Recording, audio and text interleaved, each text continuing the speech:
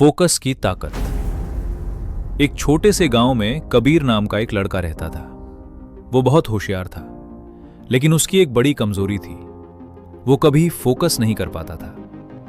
उसका दिमाग एक बेचैन चिड़िया की तरह था, जो हर पल एक ख्याल से दूसरे ख्याल पर उड़ती रहती थी। जब भी वो पढ़ने बैठता, कुछ ही मिनटों में उसका ध्यान भटक जाता, कभी फोन की तरफ, कभी दोस्तों की तरफ और कभी बेवजह के ख्यालों में।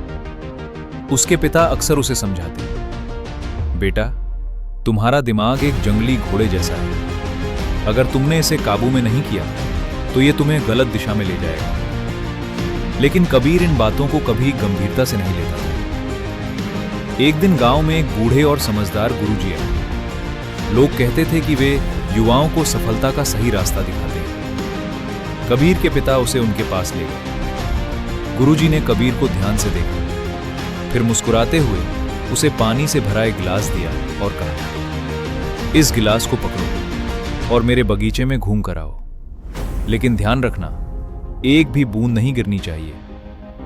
कबीर को यह आसान लगा, लेकिन जैसे ही वो चलने लगा, चिड़ियों की आवाज, पत्तों की सरसराहट और बच्चों की हंसी उसका ध्यान भटकाने लगी। वो कभी इधर देखता, कभी उधर, और जब वापस लौटा तो गिलास आधा खाली था। गुरुजी ने पूछा, इतना पानी क्यों गिर गया? कबीर ने सिर झुकाकर कहा, मेरा ध्यान भटक गया था। गुरुजी ने धीरे से कहा, यह गिलास तुम्हारा लक्ष्य है और यह पानी तुम्हारा फोकस। दुनिया में हमेशा शोर रहेगा, ध्यान भटकाने वाली चीजें रहेंगी, लेकिन अगर तुमने अपने मन को कंट्रोल नहीं किया तो तुम अपने लक्ष्य तक कभी नहीं पहुंच पाओगे। उस दिन कबीर को अपनी गलती समझ आ गई। उसने छोटी छोटी शुरुआत की, हर दिन एक ही समय पर उठना, फोन कम इस्तेमाल करना और जो भी करे पूरे ध्यान से करना। वो हर सुबह कुछ मिनट ध्यान, मेडिटेशन भी करने लगा।